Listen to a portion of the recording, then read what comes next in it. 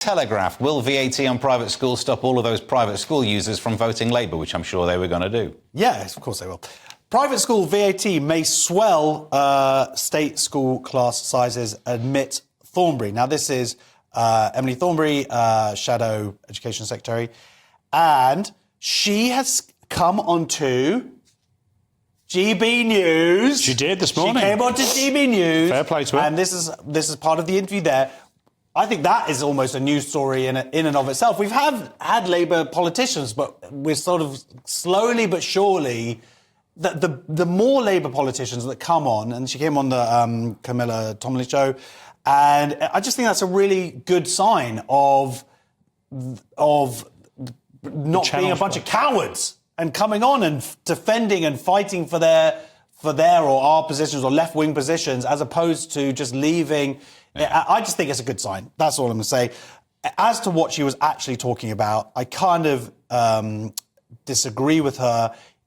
Not that she's right in it probably will lead to larger state size, but what she kind of dismissed it and was like, well, it's just going to be a short-term thing. Well, that short-term thing is still going to have an impact on those children. We know that larger class sizes leads to less attainment. And whether you agree with the policy or not, and that's going to affect a fair amount of children. So that scares me. It's a big bit. I don't know why they're going all in on this and why they're making this such a big deal. Because it's the one policy that is very much taxing the rich to give the money elsewhere. It's such an easy Labour win. Well, it's taxing the rich and also taxing the aspirant rich. I mean, you could argue that the system shouldn't exist in its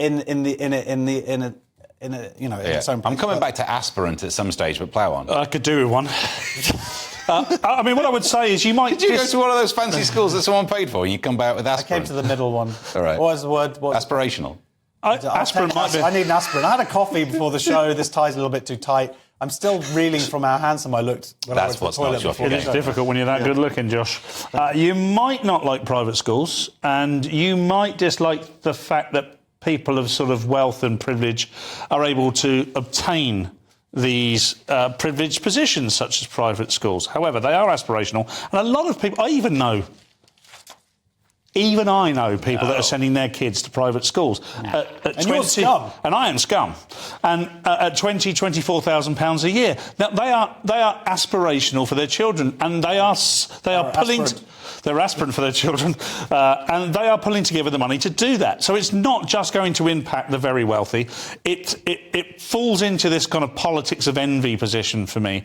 Do you know, Adam Brooks of This Parish, he contributed to this channel. He wrote a tweet about this today, and he called it spiteful. And I thought it was a really interesting word to use. It does feel a bit spiteful, because it's spiteful against the people that they despise the most, people of money. And we're talking Thornberry here, and congratulations for coming on. Why do you say despise? I don't think that it is despise. I think that the whole point is not to exacerbate the class system, and that giving this arguably unfair advantage. Now, of course, that's why people pay that amount of money, because they want to give their children an advantage. The question is, what's fair? What's fair is for the most people. And in this case, what they're saying is that it's going to be these smaller independent schools that are going to shut, and places like Eton, which is the true privilege, are really not going to be affected by it at all. Is that fair? It all comes down to fairness at the end of the day. But I think that these schools should just eat it. I want to very angrily counter that, but I can't. Yeah. No, they should. I mean, someone made the point that the actual price of these things over the last 10 years have gone up way more than inflation. Yeah. So if anyone should pay the VAT, it should be the school, not the parents. Yeah, and why is it a charity? Yeah. Is it a luxury? Still don't like it.